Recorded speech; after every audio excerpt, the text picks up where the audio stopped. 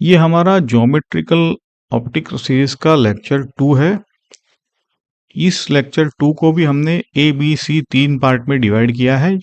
इस लेक्चर में हम स्पेरिकल मिरर को अच्छी तरह से कवर करेंगे। जैसे हमने लेक्चर 1 में प्लेन मिरर को कवर किया था और लेक्चर 1C में आपको एक्सरसाइज भी दी थी। You may please comment and we will provide you the PDF notes for everything that you may want. चलो यहाँ शुरू करते हैं।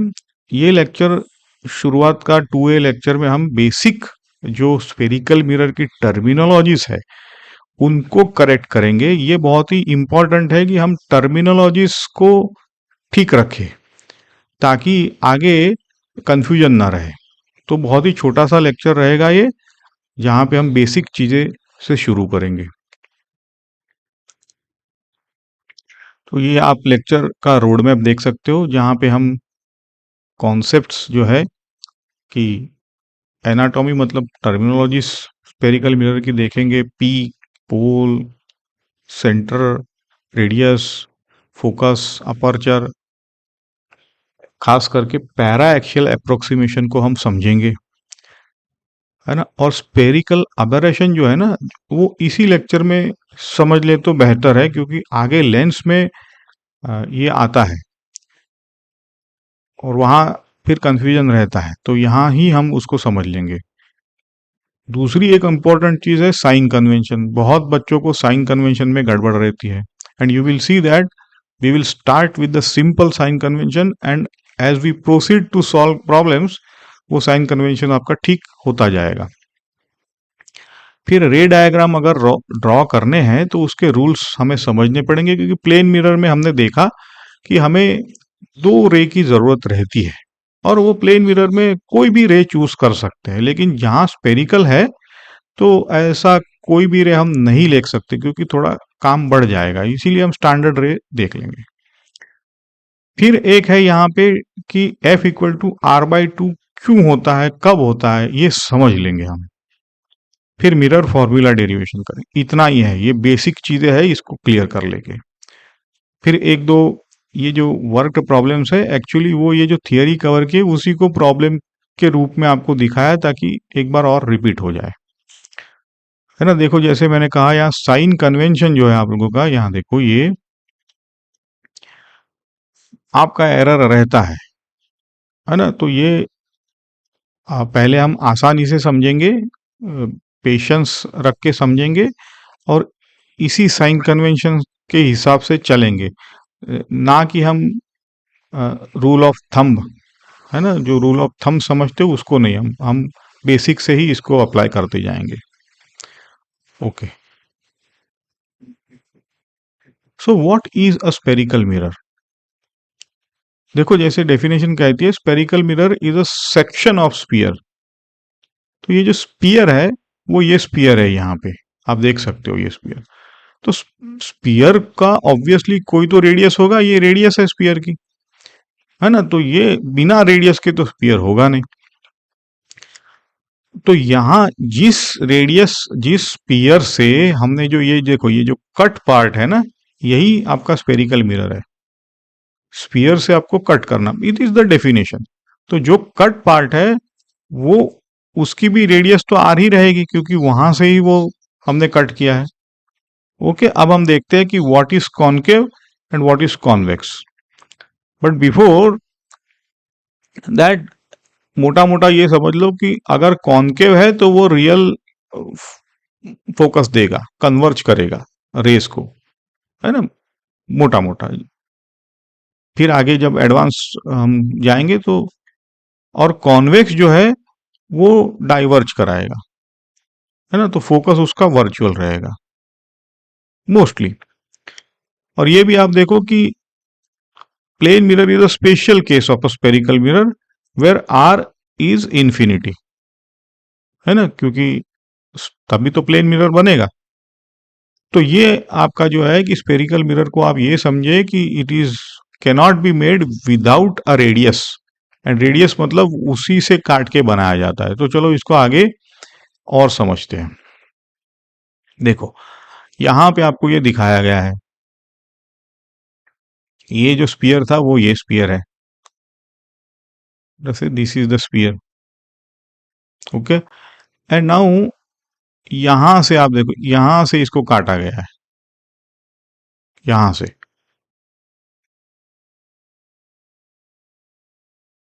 ये देखो, ये यहाँ पे देखो आप, यहां से काटा गया है इसको, जैसे अगली स्लाइड में आपको दिखाया था ना। तो ये यहां से काटेंगे। देखो, और दूसरी चीज है, आपको काटना तो पड़ेगा, तो या यहां से भी काट सकते हो, या कैसे भी काटो ये, you can cut it here also, it doesn't matter, but wherever you cut the radius will remain R for any part, चाहे भाई बिगर पार्ट कट करो। चलो, तो पहला है कि सेंटर ऑफ कर्वेचर क्या कहते हैं, तो भाई जो सेंटर से, जो स्पीयर का सेंटर है उसी को सेंटर है ना। और आप चाहे इस पार्ट को देखो या इस पार्ट को देखो, दोनों का सेंटर तो यही रहेगा। ऐसा नहीं कि इस पार्ट का सेंटर यहां चला गया, इस पार्ट का, no, it has to nothing to do, it has to do with the, okay. अब रेडियस ऑफ कर्वेचर क्या है, जैसे हमने कहा जिस स्पीयर से काटा है वो उसका रेडियस ऑफ कर्वेचर है। ओके, अब पोल क्या है कि जहां काटा है ना, जिस चीज को काटा है, जैसे ये यहां से यहां तक काटा है, तो इस ज्योमेट्री का जो सेंटर है उसको पोल कहेंगे। ठीक है, तो ये जो ज्योमेट्री है यहां से यहां तक की, देखो इस ज्योमेट्री का सेंटर तो यही बन रहा है, इसीलिए इसको पोल कहा गया है। समझे? और आप पोल को और सेंटर ऑफ कर्वेचर को जब ज्वाइन करोगे तो वो जो लाइन बनेगी उसको हम प्रिंसिपल एक्सिस कहेंगे। ठीक है, तो प्रिंसिपल एक्सिस वही है जो, मतलब पोल उसी पे रहेगा। ओके, अब देखो यहां पे, जैसे यहां मैंने अगर सिल्वरिंग कर दिया ये, तो ये कॉनकेव मिरर बनेगा, क्योंकि देखो अंदर का पार्ट रिफ्लेक्टिंग होगा, जबकि अगर मैंने अंदर सिल्वरिंग किया तो ये कॉन्वेक्स होगा, क्योंकि बाहर का पार्ट जो है, ये बाहर का पार्ट ये रिफ्लेक्ट करेगा। समझ गए आप? अच्छा, अब जहां पे कंफ्यूजन रहता है ना, वो मैं आपको दिखाता हूं कहाँ। जैसे इसको काटा, तो ये काट कर दिखाएगा पोर्शन, देखो यहां पर ऐसे दिखेगा ये, तो ये भी तो एक स्पीयर ही है, देखो ये ऐसा स्पीयर ही तो है। तो ये जो स्पीयर है ना, ये इसका रेडियस यहाँ पे दिखाया है, देखो आप, ये रेडियस यहाँ पे दिखाया है। Just a second, I will show you. ये है, ये रेडियस है यहाँ पे।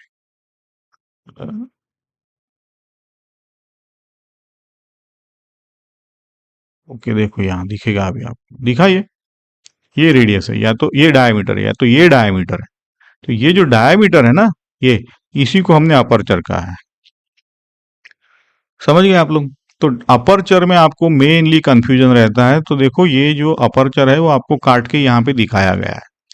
तो स्पीयर से काटा है तो डायमीटर तो रहेगा ही, चाहे बड़ा हो, छोटा काटोगे तो छोटा बनेगा, है ना। छोटा काटोगे तो भी रेडियस तो वही रहेगी, radius will never change, but छोटा काटने पे उसका डायमीटर छोटा हो जाएगा, तो अपर्चर छोटा हो जाएगा। Aperture is nothing but also the size of the mirror, है ना। This is also size of the mirror. ठीक है, तो देखिए ये सारी चीजें आप एक बार और ढंग से समझ लीजिए कि पोल क्या होता है, centre, radius, principal axis, focus. अब हम फोकस को समझेंगे। यूजुअली हम कह देते हैं कि फोकस इज यहाँ पे R/2 बाय डिफॉल्ट हम ले लेते हैं, बट वो क्यों, कैसे, कब, ये सब चीजें हम क्लियर करते हैं। चलो आगे बढ़ते हैं यहाँ पे। देखो अब क्या होता है कि हमने ये देखा था कि आप, पैरेलल रे यहाँ पे अगर आ रही है तो वो कहाँ जाएगी, उसके लिए देखो कि ये तो आप देखो, ये बाहर का जो डॉटेड लाइन है वो स्पीयर है, जहां से काटा हुआ है, ये मिरर आपको वहां से काटा हुआ है। And now you know what is pole, what is centre, है ना। तो ये कहा जाता है कि जैसे ही पैरेलल अगर रे है तो वो कहाँ मुड़ेगा, वो मुड़ेगा इधर ही, है ना? फोकस पे ही मुड़ता है वो पैरेलल रे। ठीक है, अब क्यों ऐसा होता है ये यहाँ पे समझाया गया है, ये इस डायग्राम में समझाया है। क्योंकि हमने I = R, angle I is equal to angle R, तो हमने प्लेन मिरर में पढ़ा है।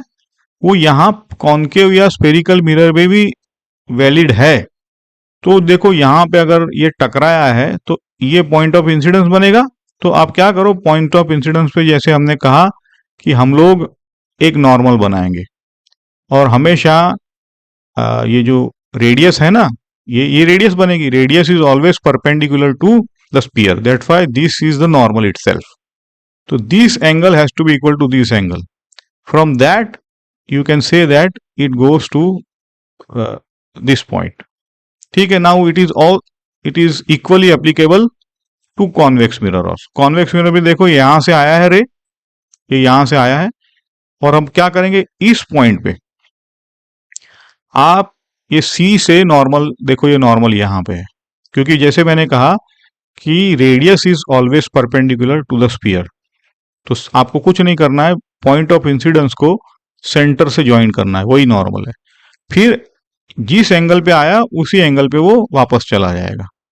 ओके, सो दिस, यहां पे आप इतना ही समझो कि यहां पे आप आई इक्वल टू आर, तो यहां भी वैलिड रहता है, ऐसा नहीं कि चेंज हो गया। ठीक है, अब हम समझते हैं कि ये फोकस कैसे डिफाइन किया गया है ना, पैरा एक्सियल अप्रोक्सीमेशन किसको, तो ये आप मैथमेटिकली हम इसमें समझेंगे। चलो, पहला एक छोटा सा प्रॉब्लम है कि ये सेटअप देखो कि ये आ रहा है ऐसे, और पॉइंट ऑफ इंसिडेंस को आई कहा गया है, तो ये रिफ्लेक्ट होके कहाँ जाएगा, है ना। ये सिर्फ दिखाने के लिए ऐसा दिखाया है, but this will reflect to somewhere like this, you know, it will not cross, it will never cross, but ये ऐसे जाएगा कहीं पर, है ना। This is the way it will, mirror को तो क्रॉस करके जाने से रहा, but this is just to show you, तो ये ऐसे जाएगा कहीं पर। Will see in the next slide. Okay, तो यहां पे आप देखो अब क्या क्या चीजें हैं। ये इसका सी है, तो ये थीटा, ये भी थीटा हो जाएगा, जहां पर भी जाएगा वो थीटा हो जाएगा। ये पोल है। ओके, यहां पे आप ज्योमेट्री देखो कि कितने थीटा बनेंगे, तो आप इसी डायग्राम को अगले स्लाइड में देखते हैं। बट यहां पे आपको सी आई ये सब चीजें दिखाई है, देखो यहाँ ये सी आई और सी पी दोनों रेडियस है ना, और एम आई और सी पी पैरेलल होने की वजह से अल्टरनेट एंगल इक्वल हो जाएंगे, मतलब ये एंगल और ये एंगल, ये भी इक्वल हो जाएगा। ओके, यहाँ पे दिखाया है angle I equal to angle R. अब आपको दिखाते हैं कि कितनी जगह पे थीटा है, नेक्स्ट स्लाइड पे आप देख लो। ओके, चलो देखो वही फिगर यहाँ पे आपको एक बार और दिखाई है, ये देखो थोड़े से अलग ढंग से है ना। तो ये भी रेडियस थी, ये भी रेडियस थी, ये एंगल 60 था, ये एंगल 60 था, तो ये भी तो 60 हो जाएगा। तो ये तो इक्विलेटरल ट्रायंगल हो गया, है ना। तो इक्विलेटरल ट्रायंगल में अगर ये हमें नहीं पता था, सपोज करो कि ये एंगल तो हमने बता दिया, लेकिन ये भी थीटा था, ये भी थीटा था, तो ये भी तो थीटा ही होना चाहिए। तो therefore 3 theta is equal to 180। तो यहां से थीटा 60 डिग्री निकल के आया है ना। चलो, तो ये बेसिक है यहाँ पे, क्योंकि ये भी रेडियस है, ये भी रेडियस है। अब ये की चीजें काम आएंगी आपको, इसलिए ये प्रॉब्लम बना के दिया है। You may pause and look at it again. हम आगे बढ़ते हैं, अभी इसको फोकस कैसे डिफाइन होता है वो देखते हैं। चलो, तो जैसे मैंने कहा कि पैरेलल रेस कहाँ मीट करते हैं, जैसे दूसरा पैरेलल रेस मैं यहां से अगर भेजूं तो कहा जाता है कि वो भी एक्चुअली आपको यहीं पे फोकस से ही पास होगा।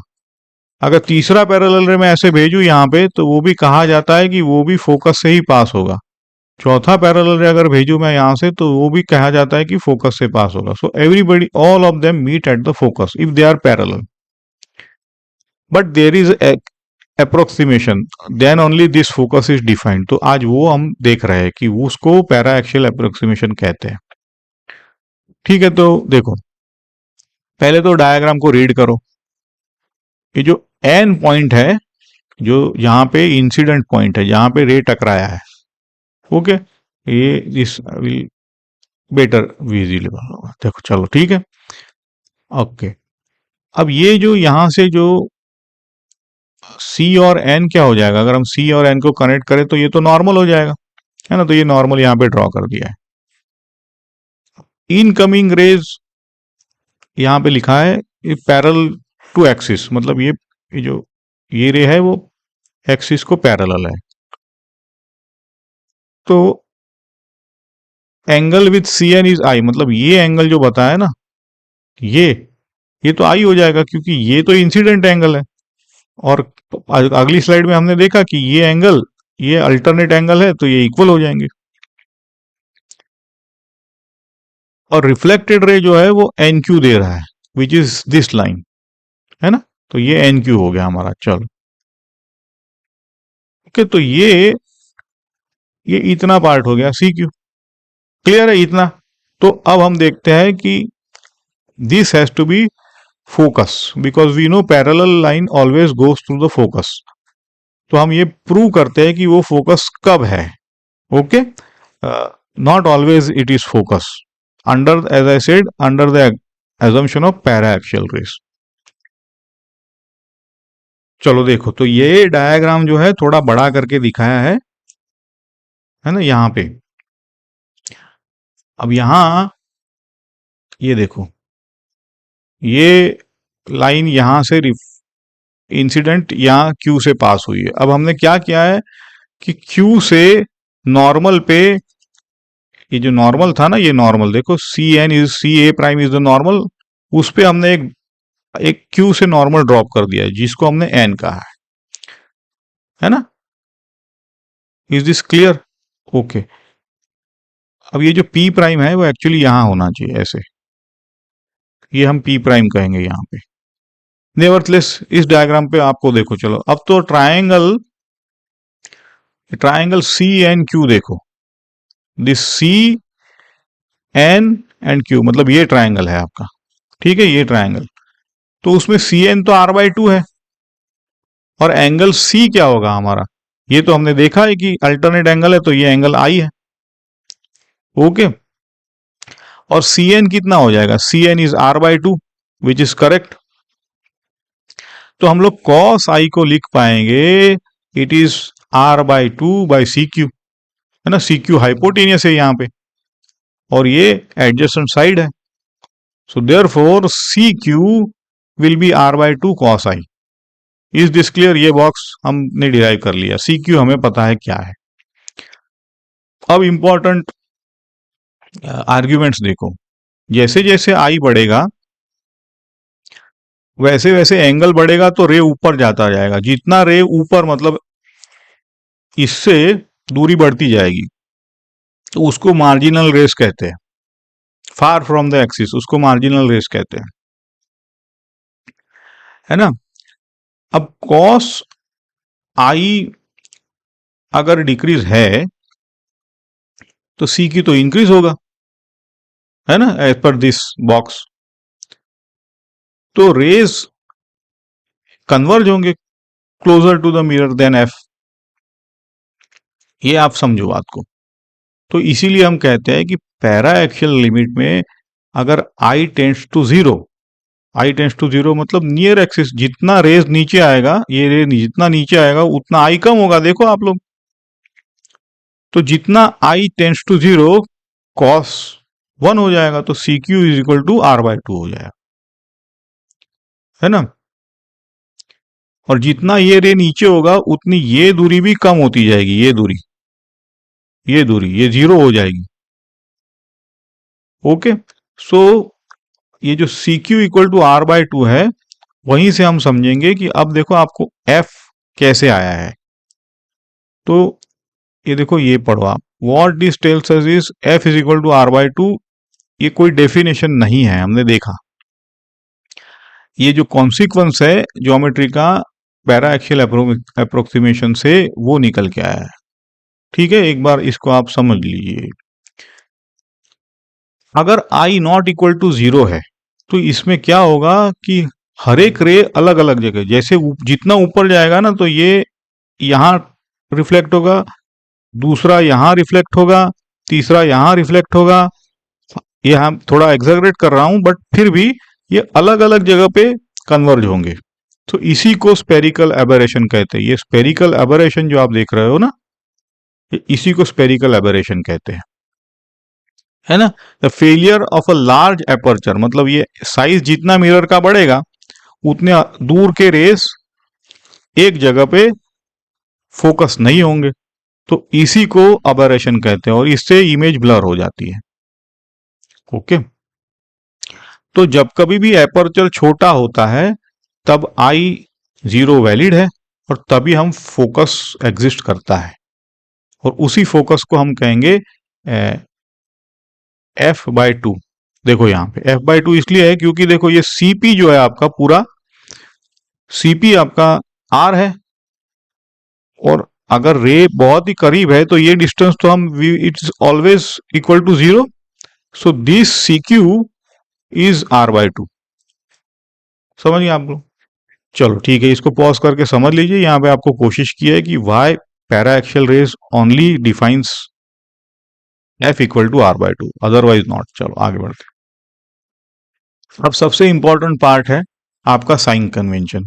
बहुत ही आसान तरीके से यहाँ पे देखो आप हम दिखाया है।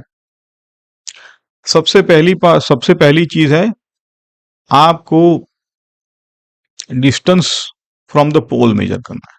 ठीक है, 5 रूल है, सबसे 2 ही इंपॉर्टेंट है, बाकी आप। पहली चीज पोल, पोल कहाँ होता है आपको पता है, तो पोल से हम लोग मेजर करेंगे।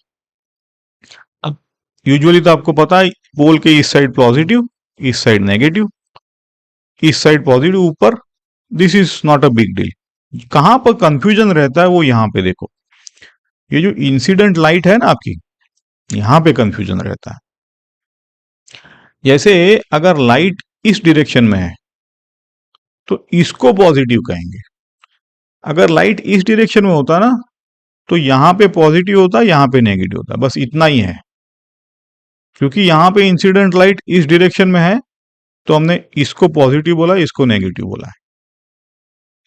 ठीक है, तो इस ये जो पॉइंट 2 और 3 है वो यही मैंने समझा है कि along the incident you take positive, against the incident negative. बाकी ये दो तो सिंपल है।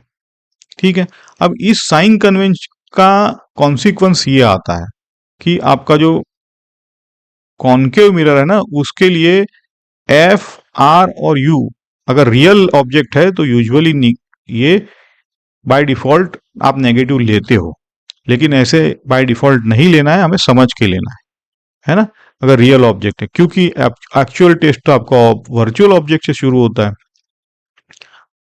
है ना।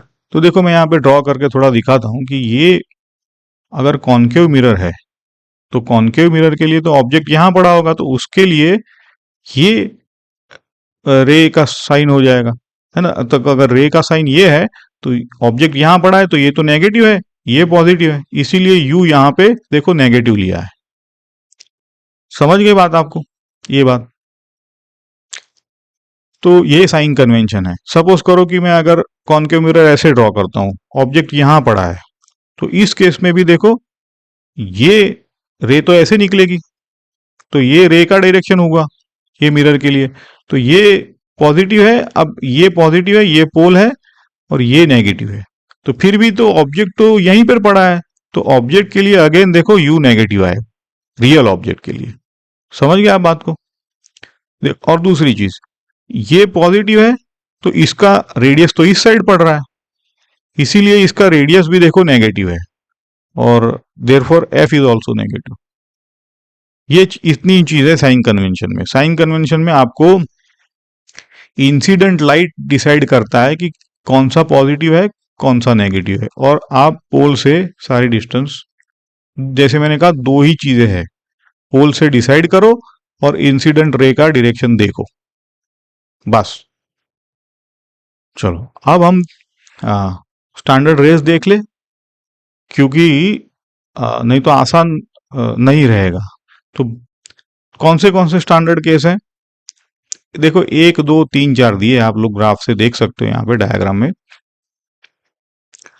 अगर रे पैरेलल है तो वो फोकस से ही जाएगा, क्लियर। तो ये हम आसानी से ले सकते हैं।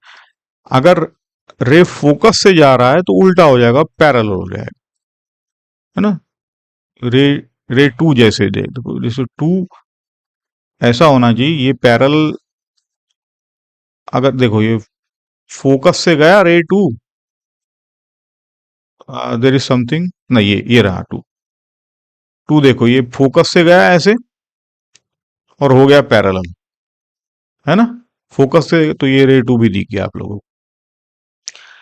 3 जो है सेंटर से अगर जाएगा, देखो ये सेंटर से जाएगा तो सेंटर से ही वापस आएगा, क्योंकि नॉर्मल पे अगर गिरेगा तो नॉर्मल पे ही वापस आएगा, क्योंकि इंसिडेंस एंगल 0 हो जाएगा उसका। तो ये रे 3 है। रे 4 ये है कि अगर आप पोल पे टकराओगे तो थीटा एंगल पे वो वापस आ जाएगा, है ना। एग्जाम स्ट्रेटेजी देखो आप लोग कि मेनली आप 1 और 3 अगर पिक कर सकते हो तो आसान रहता है वो, क्योंकि 1 सीधा फोकस से जाएगा, 3 सीधा वापस उसी लाइन पे वापस आ जाएगा। तो इमेज ट्रेस करने के लिए ये 4 रेज होते हैं। दूसरा कोई रेज लोगे तो आपको नॉर्मल ड्रॉ करना पड़ेगा, ऐसा सब काम बढ़ेगा। चलो अब मिरर फॉर्मूला जो है ना, कौन सी फॉर्मूला है, 1/f is equal to 1/v plus 1/u, ये डिराइव करेंगे हम। तो डेरिवेशन के लिए मैंने कॉन्केव मिरर लिया है, आप लोगों का होमवर्क यह है कि आप कॉन्वेक्स मिरर से इसे डिराइव करें। चलो ये एंगल अल्फा है ऑब्जेक्ट का, नॉर्मल का एंगल बीटा है, और ये गामा है रिफ्लेक्टेड रे का एंगल, है ना। एक अप्रोक्सीमेशन हमने जैसे देखा कि ये सारा पैरा एक्सियल रेस के लिए है, तो सारे एंगल जो है वो सारे छोटे होंगे। तो जब एंगल छोटे होते हैं ना तो theta is equal to sine theta is equal to tan theta आप लिख सकते हो। और हमने देखा कि हम सब पैरा, ये सारी थियरी पूरी पैरा एक्सियल रेस के है, therefore we will use this approximation, है ना। देखो यहाँ पे ये लिखा हुआ है, पैरा एक्सियल का मतलब ये है कि ये P और P प्राइम जुड़ जाएंगे, therefore we can use tan psi equal to sine psi, it doesn't matter. Okay, अब देखो कि ये एंगल और ये एंगल तो सेम है ना, ठीक है। और इस एंगल को हमने बीटा कहा है इस केस में। तो यहां पे एक्सटीरियर एंगल का थियरम आप लोगों को ज्यादातर पता ही रहता है लोगों को, है ना। तो एक्सटीरियर एंगल मतलब देखो ये एंगल अल्फा है, ये थीटा है, तो बीटा इस ट्रायंगल के लिए एक्सटीरियर एंगल हो गया बीटा। तो इसीलिए ये आया है alpha plus theta equal to beta इस ट्रायंगल के लिए। सिमिलरली इस ट्रायंगल के लिए गामा एक्सटीरियर एंगल है, तो इस ट्रायंगल के लिए आप ये लगा लो, ठीक है। अब इन दोनों को मिला के ये तो आप आसानी से देख ही सकते हो, आपने क्या करना है, सिर्फ थीटा एलिमिनेट करना है। तो you will end up with this, and now I can write this as tan alpha plus tan gamma is equal to 2 tan beta.